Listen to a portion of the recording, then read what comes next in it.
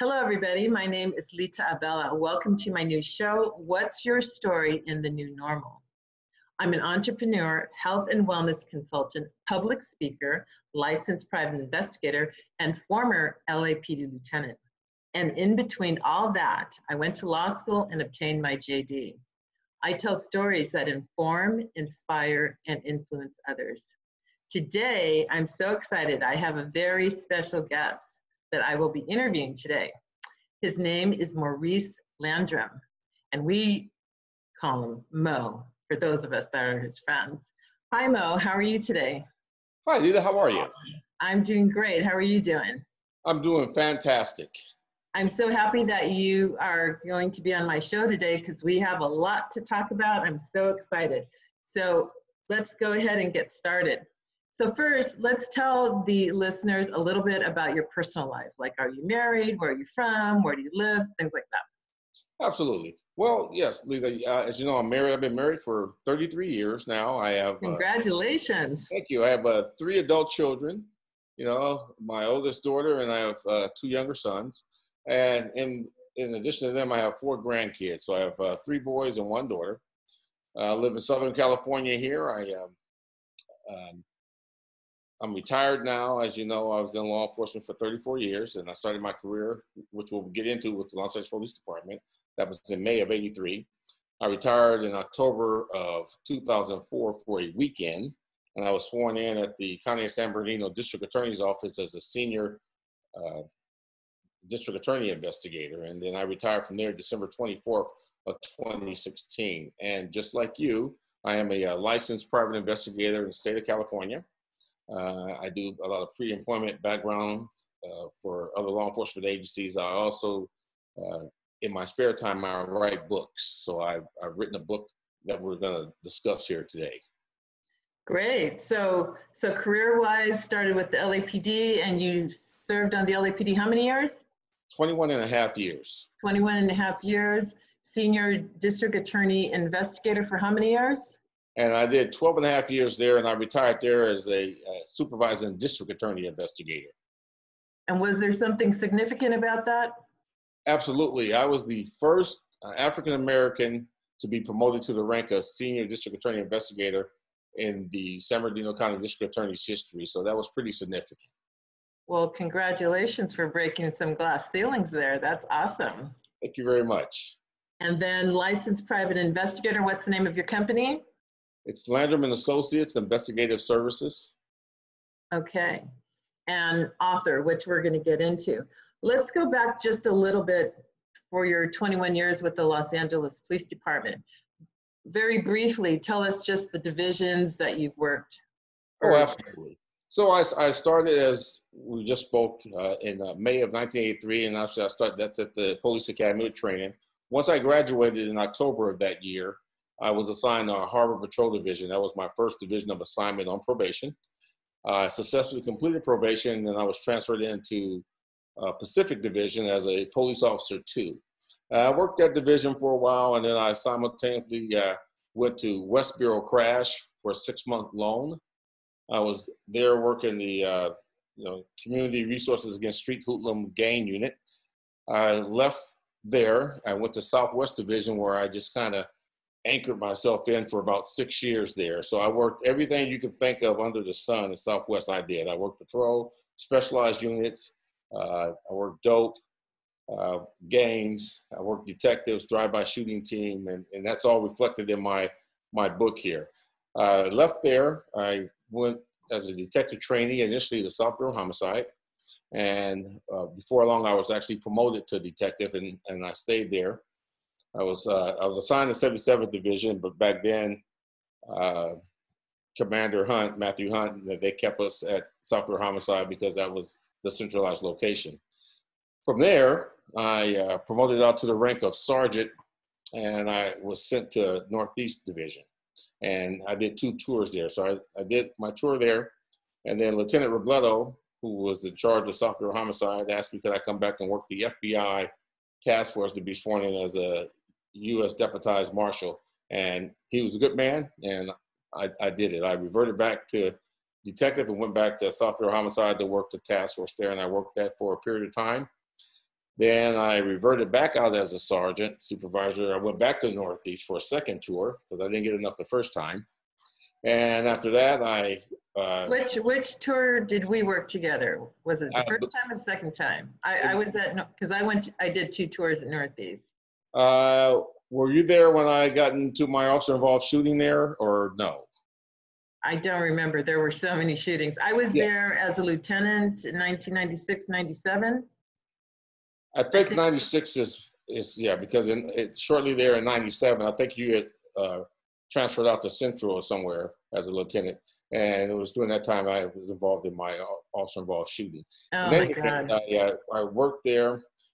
As you know, my wife was a Los Angeles County deputy sheriff, and she had just went out to patrol in Carson.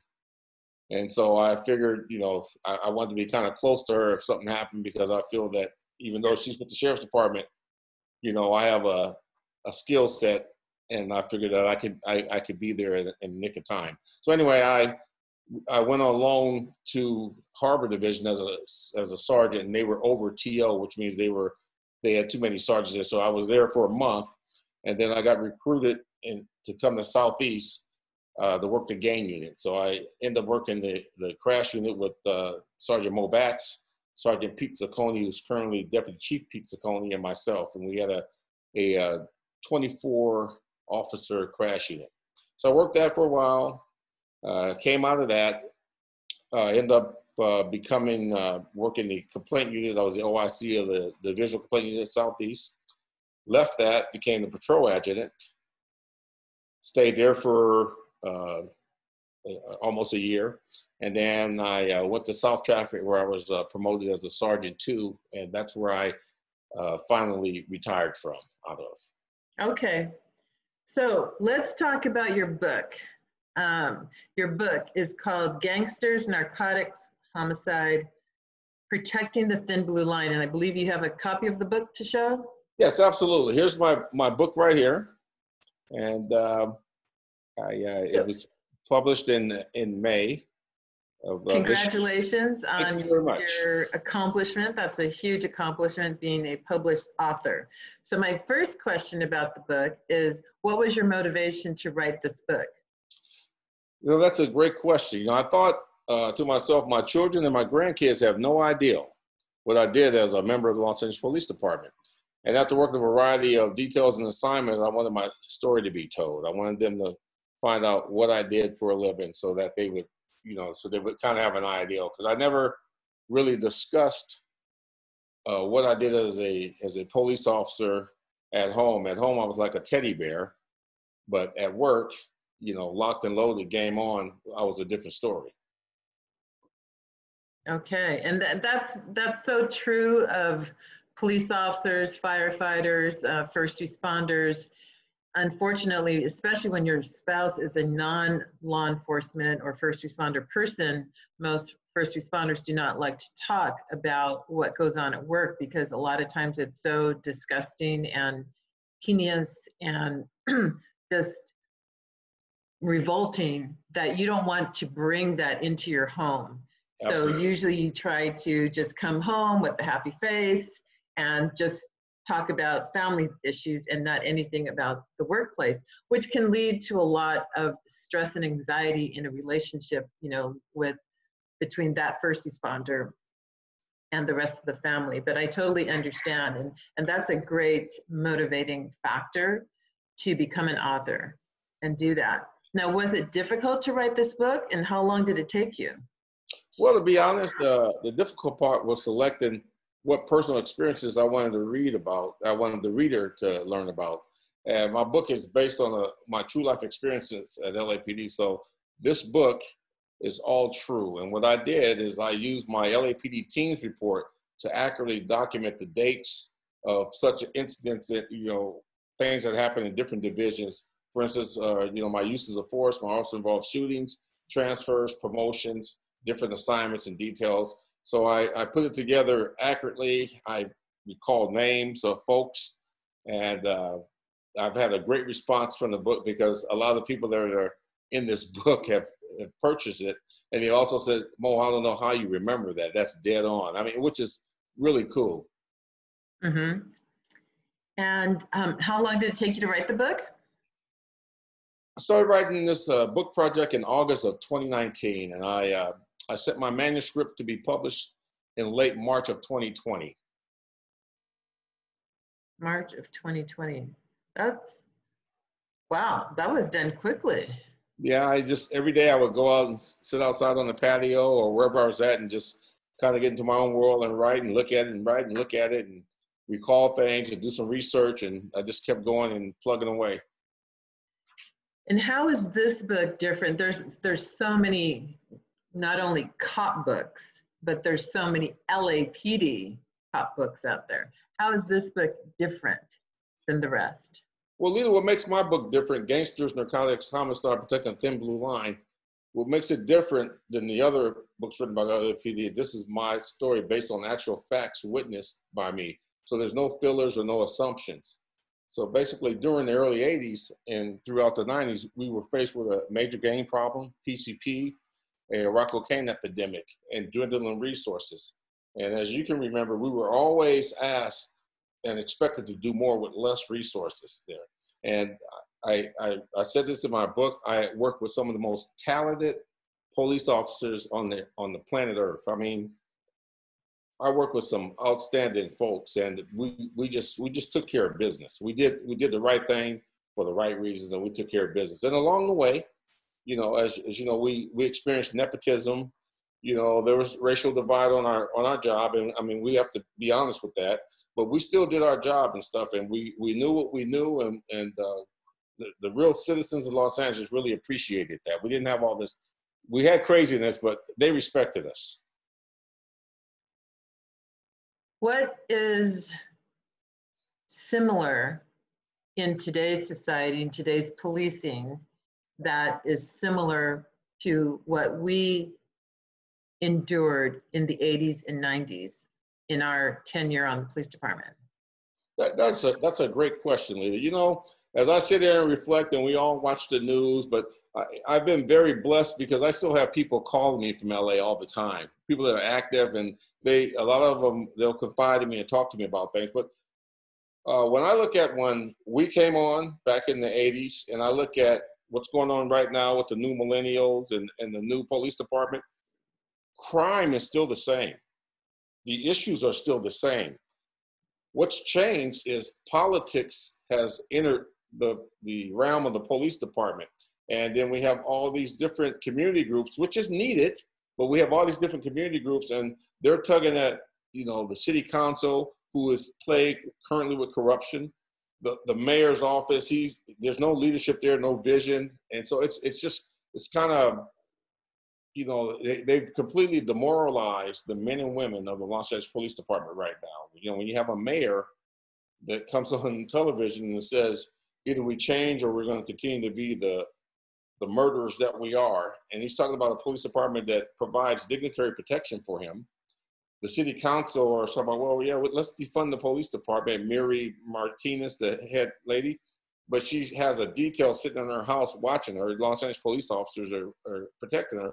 You know, something needs to be said about that. And I really, it's very interesting. I would really say that if the news media, which they don't, if they really would report all the shootings and everything that's going on a daily basis, I think the citizens of Los Angeles and the citizens of Los Angeles County and the folks of the state of California will be very shocked about how much crime actually occurs on a daily basis in the city of Los Angeles. It's very heartbreaking when I sit here and you have the president of the teachers union at the Los Angeles Unified School District saying, yeah, let's defund the police. She has no idea how valuable those folks are and how an integral part they are with handling things. And then they talked about, you know, getting civilians to go and handle male mentals and those different things. And we know from experience, we had a unit, there's still a unit on LAPD, Mental Evaluation Unit,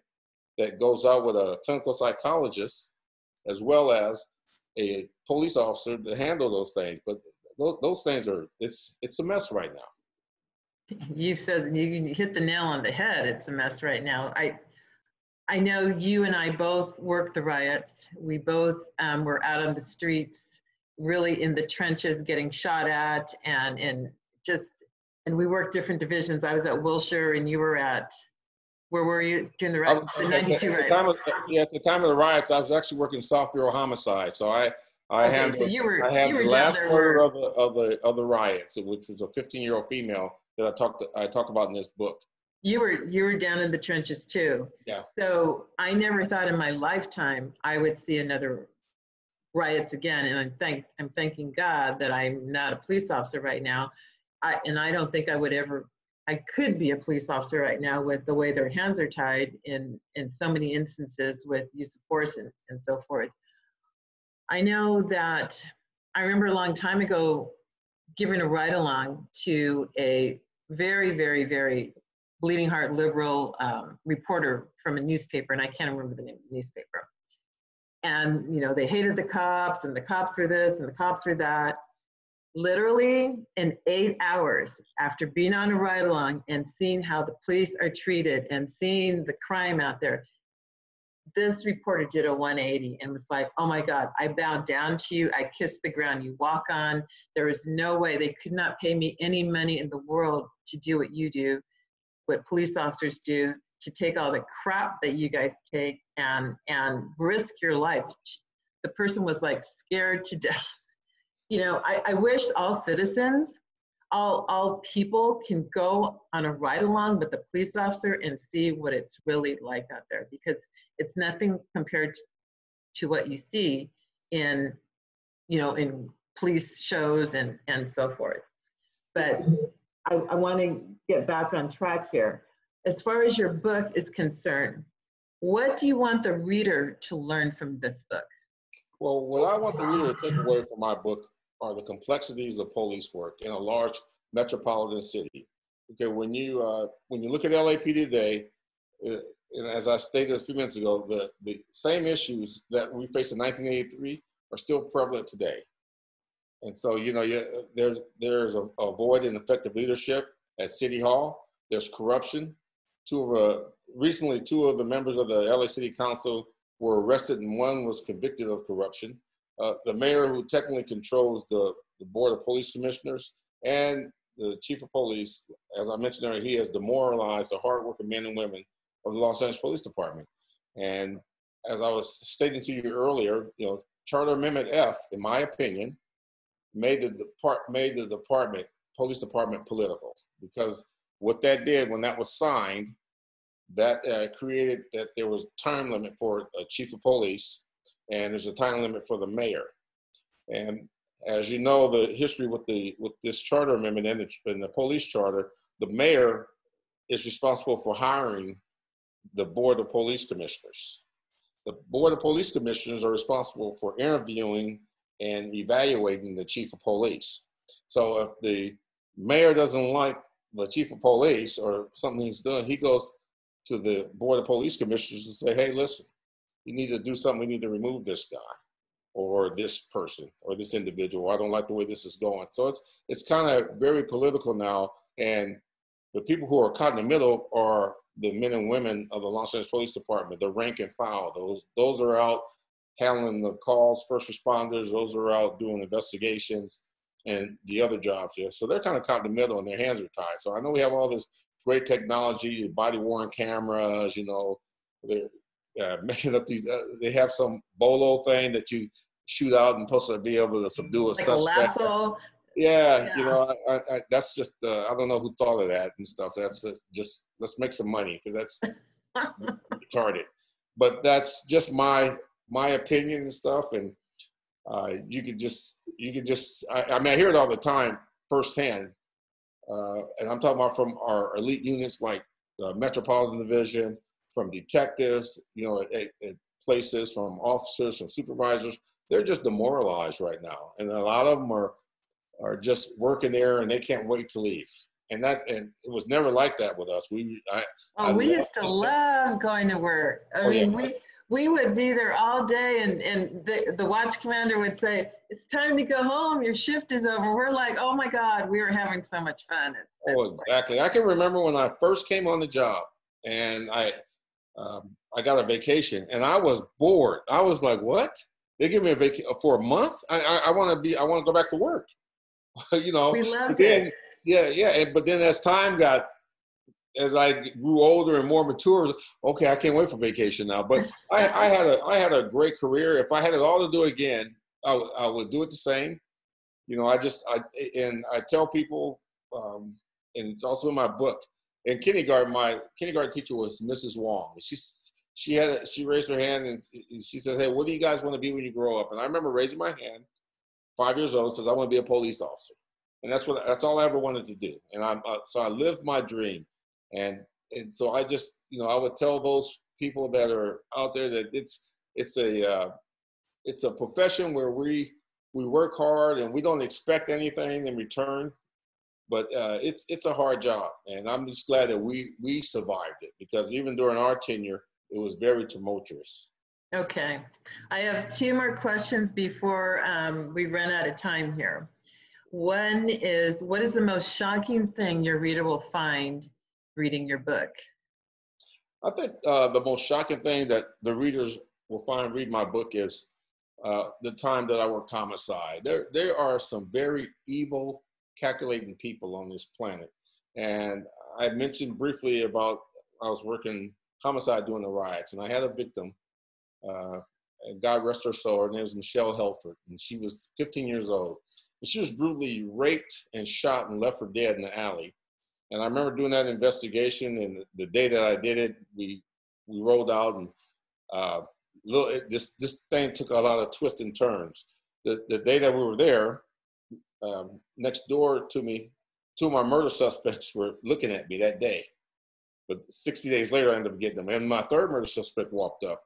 In any event, this thing took us all over. We had former Los Angeles police explorers giving us information. One was killed in a drive-by doing this murder.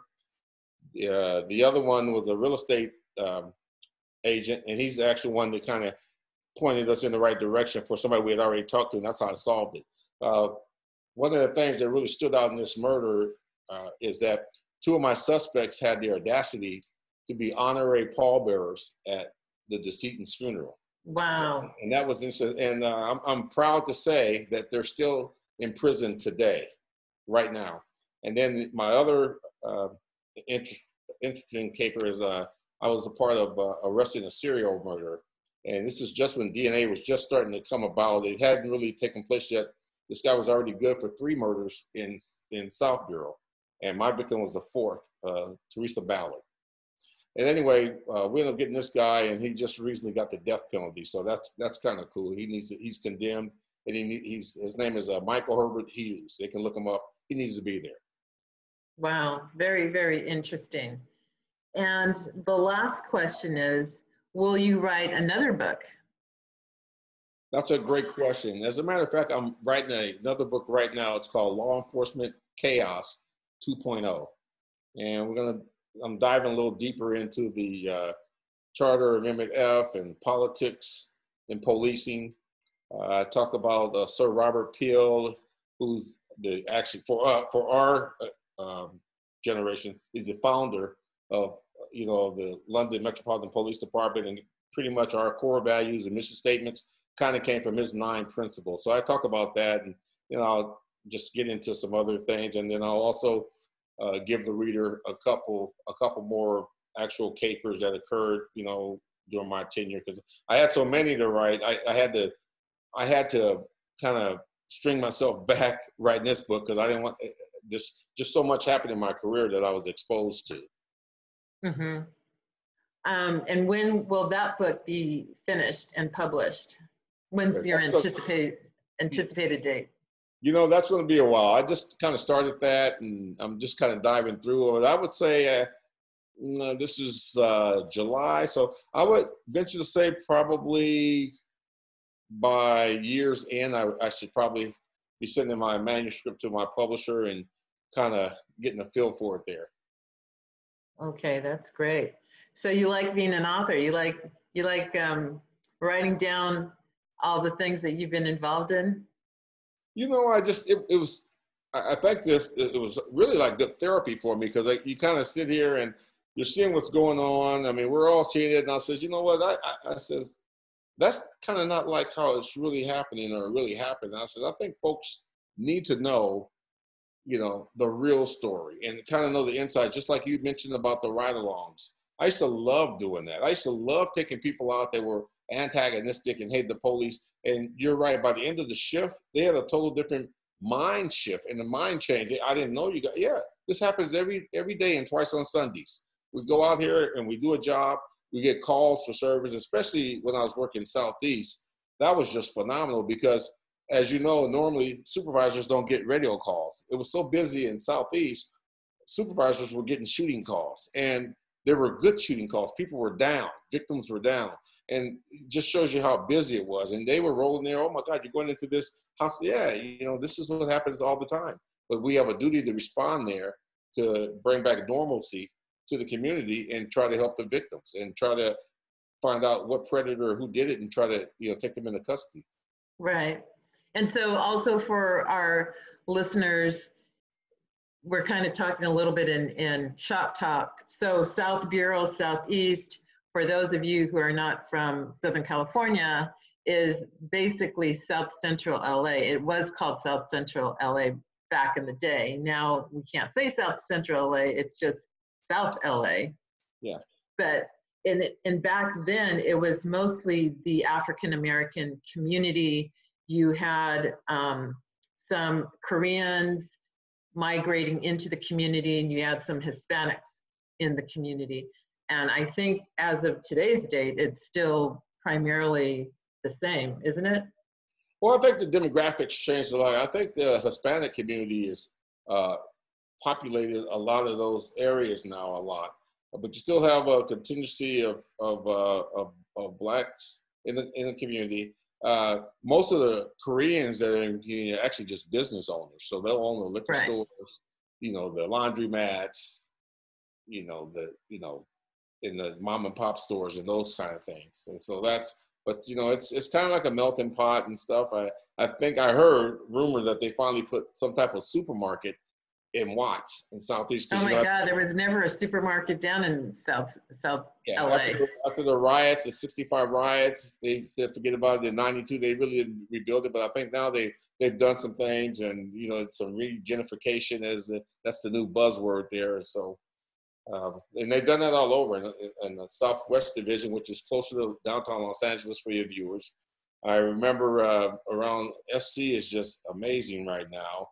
And I can remember driving down there, and I'm seeing, and no offense, but I'm seeing white people walk way up in the area that was predominantly gang infested, but they got homes there. And I'm like, I'm shocked by this, but that's a good thing.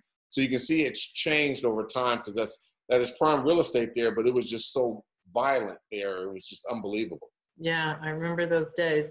So we've got about 1 minute left. I want, if you can show your book one more time and let the readers know where they can get your book.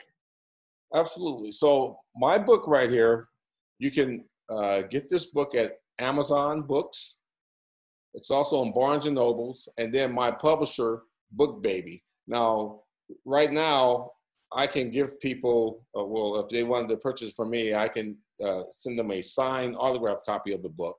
And in order to get that, you just have to email me at wavemoff@gmail.com. So that's WAVMMOFF. So wavemoff@gmail.com. And also at Book Baby. So now the book, it's the ebook is available now. The paperback book that I'm holding in my hand, this won't be available until September 8th, coming up for Amazon and Barnes & Nobles. However, I have copies. They'll send to me, so I can sign them and send them out. Now I've been doing that. Probably sent out about 300 books now that I've been going back and forth with. Okay, well, that's great. Yes, I'm definitely going to order a book. I can't wait to read everything about it. And it sounds so interesting and exciting. And even though I was a police officer and worked with you, you know, we all have different experiences, different perspectives of how our career twisted and turned and had its highs and its lows. So I'm so happy and so proud that we work together and that you're an accomplished author now. And I want to thank you so much for being a guest on my show. Well, thank you for having me on the show, Lita. And it has been a long time, and I had a great time working with you. I remember our Northeast days, and we, a real quick story, you probably won't remember this. It was the Eagle Rock Mall. There was a Christmas tree lot there, and a guy raped a female there. And he lived out in, he had a newborn baby, and he lived out in Canoga Park. And we went out there and we went and got him. I don't know if you remember that. We went to the house, knocked on the door. He was out buying some food. We were talking to the parents of this girlfriend and stuff, and he came in and we hooked him up for that rape. Wow. I don't know how you remember those. Oh, I remember stuff vividly. That was, I remember we drove out to Canoga Park to go get him. Wow. Yeah. That was a good time. The only thing that I remember in Northeast Division that will never leave my mind is I was a watch commander on morning watch, and you might have been there. We had a barricaded suspect, and my then husband at the time worked Rampart, and he had to fly out somewhere. And I had to drive all the way home to Hacienda Heights at the time and go pick up the baby and drive all the way back to Northeast Division in the middle of this barricaded suspect. And I had to leave a sergeant in charge to handle everything. But, you know, you do what you got to do. Oh, yeah. Things happen. Anyway, it was a pleasure to see you. And again, for everybody, please, I will put all the information about your book in the show notes. So please reach out to him if you want to reach out to him and get a copy of this book. It sounds amazing. So to my viewers, until next week when I have another new episode, please like and subscribe to my new show. And I hope everyone stays healthy and stays safe during these challenging times. Thank you very much. Bye-bye. Bye-bye.